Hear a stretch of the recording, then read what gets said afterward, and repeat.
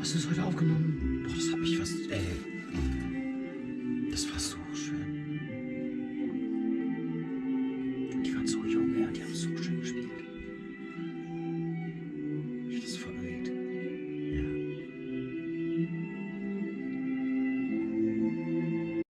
Ich habe gar nicht Play gedrückt, Jonas. Ich habe die noch nicht mal angemacht. Warum nicht? Oh doch, ich habe Play gedrückt. Hä, warum wolltest du die nicht anmachen? Ich habe es gerade festgestellt, dass ich mich nicht daran erinnern konnte, dass ich habe gedacht, ich habe die einfach nur hingestellt. noch an? What the fuck? Das finde ich so lustig, dass die Kids ja eigentlich mit als erstes gesagt haben, macht ihr YouTube? Ja. Ja, und wir sind dabei, YouTube zu machen, also es zu versuchen und werden direkt damit eigentlich ausgehebelt. Ja, voll. YouTube. Ja. Und das ist ja genau, ich meine, ich finde es ganz interessant, dass das jetzt passiert. Einfach so, erstmal die Reise, es fängt so an, man kommt wieder rein, man freut sich so, oh, man ist wieder on the road, die ersten Pannen, man überwindet die, man hat was Positives, so und dann, jetzt endlich für ein Girl, jetzt, man legt los und kriegt erstmal einen Stinkefinger. Zwei Jungs, die halt wie so Kletten dann dran sind an uns, was du gerade beschrieben hast, und wir haben halt am Bus dann die Masken abgenommen und haben halt sozusagen das Gespräch eröffnet. Ja, also über das, was wir machen, über die Jungs, über Görlitz. Und dann wurde das total entspannt und schön. Ja. Also dann waren diese Sprüche, auch diese provokativen Teenager-Sprüche, gingen halt weg und es war echt ein Interesse. Ja. Und das finde ich total schön, dass du sagst, Paul, weil wir hatten das Mittel bis jetzt ja noch nicht für uns, dass wir sagen, wir können während einer Performance, auch wenn es danach schreit, die Masken abnehmen und in ein wirklich privates Gespräch kommen. Ja. Weil jetzt war es halt so, ich war halt überfordert gerade total von der, also eigentlich, wir wurden ja quasi im ersten Moment von denen belagert, was wir eigentlich auch interessant finden, Aufmerksamkeit. Ja. Nur dadurch sind wir halt so gebremst und umlagert, dass eigentlich jede andere Interaktion nicht mehr möglich.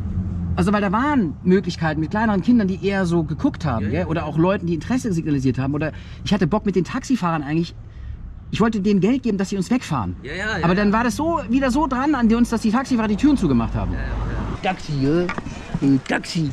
Also ich falle dann auf jeden Fall ganz schnell selbst natürlich in so eine Bewertung, die natürlich schön und angenehm ist, wenn Leute irgendwie, wenn ich merke, positive Resonanzen, so, da wird gelacht, man will ein Foto machen, ja, oder man wie eine Frau, die dann so gesagt hat, oh, als ich dann dieses niedliche Geräusch gemacht habe und sie dann, oh, so darauf eingegangen ist, so, dann hat man so eine kleine Interaktion und man denkt sich, oh, man wird akzeptiert, man wird angenommen, ne? Genauso gut haben wir ja aber auch immer wieder Reaktionen wie jetzt der Stinkefinger, so, ne, wo du dann denkst so, oh, krass, okay, was ist los? Geht man hier gerade schon einen Schritt zu weit oder Achtung, so, ne? Und dann halt auch so, okay, ich finde das voll kacke oder man kommt sofort in diesen Selbstbewertungsmodus und plötzlich schämt man sich, man findet es voll peinlich, man denkt sich, oh ja, krass, was machen wir hier eigentlich? Und ach komm, ey. Also ganz schnell ist man destruktiv. Angst, Scham und Zweifel, die kommen dann wie so drei Geier, die sich auf dich draufstürzen. Egal wie die vorherige positive Begegnung, die da vielleicht stattgefunden hat, war. Und da ist ja aber auch dieses Ding, das sind halt die Reaktionen. Und die erforschen wir oder keine Ahnung, also... Ja, noch viel Spaß. Ja, und das sind jetzt die Herausforderungen, glaube ich, denen wir begegnen, wenn wir uns an die Menschen rantrauen.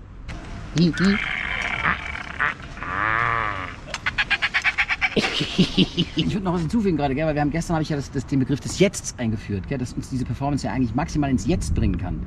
Und da sind wir ja dann weg von Bewertung, Abwertung oder Aufwertung. Also das ist ja das, was wir immer dann geliebt haben, wenn wir das wie so eine Meditation eigentlich, wenn wir im Jetzt ankommen und einfach nur noch sind. Ja, das ist dann aber auch immer am Anfang erstmal leichter ohne Menschen, ne? Auf jeden Fall, aber das meditative Spielen, ja, aber auch das rein meditative Spielen birgt die Gefahr, dass man einfach wegsumpft. Ja. Das heißt, man braucht die Menschen. Und wieder ergibt sich die Sinnfrage, ja. So, und die Frage ist halt, also das, was jetzt gerade klar war, halt, okay,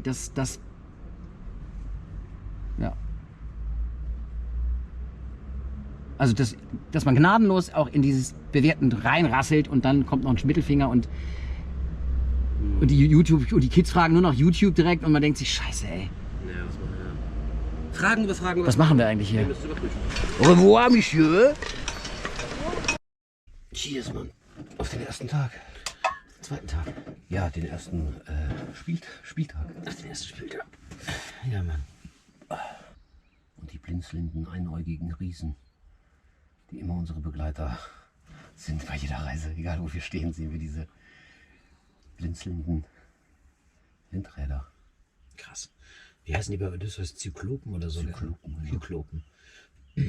Kyklop. Ich glaube, es gibt beide Begriffe, Zyklop und Kyklop. Ach, Kyklop. Also weil das ja heute wirklich auch gewisse düstere Aspekte hatte. Also Ja, ne? dieser Mittelfinger und die eine Frau unter den Bäumen, die auch mit dir ein Foto machen wollte, die hat auch sowas gesagt, oh du Arme, du Arme. Ja, du Armer, ne? Die hatte irgendwie so das Gefühl, ich weiß nicht, ob die das Gefühl hatte, weil du an dem Seil bist, so weil ich dich führe. Ja, weiß ich nicht, aber sie hat das so gesagt, oh du Armer. Naja, das ist ja schon ein geschundener Vogel. Mit kaputten Flügeln und aus Plastik. Überall ist Plastik reingelötet. Das hat ja schon düstere Aspekte. Mhm. Dieses kleine Kind, das mir in Weimar dann so eine Blume in den Vogelkopf gesteckt hat. Wo das irgendwie so eine, boah krass, was für eine, also da habe ich mich gefragt, wow, was ist bei der, was sieht sie so, ne? Man ist die ganze Zeit am Performen oder man ist die ganze Zeit Ja. am Darstellen oder man ist die ganze Zeit am Präsentieren oder Jetzt auch gerade? jetzt auch, ja, Ah, ja. jetzt auch gerade. Krass, okay.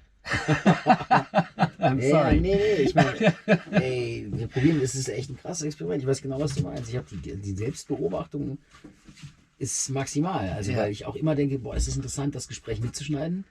Es ist interessant, gell, ist alles interessant, was könnte ein interessantes Video geben? Ich glaube, das Bewusstsein wird halt, ja, die wird gezielt nochmal auf dieses Thema. Und du veränderst dich halt dadurch. Und die Frage, was erzählen wir eigentlich? Was wollen wir erzählen? Was erzählt sich von alleine, ohne unser Wollen? Weil der grundsätzliche Gedanke, die Kamera mitzunehmen bei diesen Performances war ja, verdammt, wir müssen mal gucken, wie wir eigentlich aussehen, weil wir stecken ja so tief in unseren Kostümen, also vor allem ich. Ich bin ja sichtmäßig ja alleine schon total eingeschränkt. Ich bekomme nichts mit. Ah, okay, wir nehmen die Kamera mit, dann ist es eine Erweiterung der Sinne, der Wahrnehmung. Ja. Finde ich das cool, finde ich das nicht cool? Oder lassen, oder die Kameras alle wieder weglassen. Ja. Ja, es kann auch eine richtige Sucht sein, also die Kamerasucht. Ja. Also warum geht man zu YouTube? Damit viele Leute es gucken. Warum fanden wir das eine gute Idee? Das Glück, was ich dabei empfinde, dass der Gedanke dann kam, jo, also wenn wir das dokumentieren würden und das mitteilen, wenn wir es teilen würden mit der Welt. Für mich war die Vorstellung, wenn ich mir vorstellen würde, ich würde so eine Doku sehen, könnte mich das möglicherweise inspirieren. Aber jetzt selber da drin zu stecken als Filmemacher, als Performer, als Privatperson, als Kameramann, als Cutter, ja, sicher, kostet Kraft, Energie, es münzt dieses Ding die ganze Zeit auf das Thema, wann mache ich die Kamera an, wann mache ich sie nicht an, was kann ich alles mitschneiden, und dann kann man sich auch am Ende wieder fragen, verlieren wir jetzt eigentlich das Jetzt, weil wir einfach permanent nur noch an einen YouTube-Kanal denken. Das Ding ist halt klar, jetzt kommen wir mit einer fetten GoPro da irgendwie auf so einen Platz und als erstes fragen die Jugendlichen, die natürlich als erstes die Kamera sehen, YouTube ihr hier? Krass, wir haben in Edinburgh hatten wir keine Kamera dabei. Nee. Ja, ich finde, wir schneiden das, was es ist. Oder du schneidest das, was es ist. Damit wir uns das angucken können. Und dann finden wir unsere Entscheidung irgendwie. Ja. Und dann gucken wir uns das mal an. Entscheiden dann. Step by Step. Und vielleicht lassen wir die Kamera ja dann auch mal ganz weg. Oder wir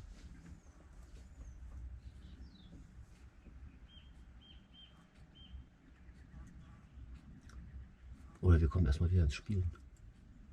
Was machen?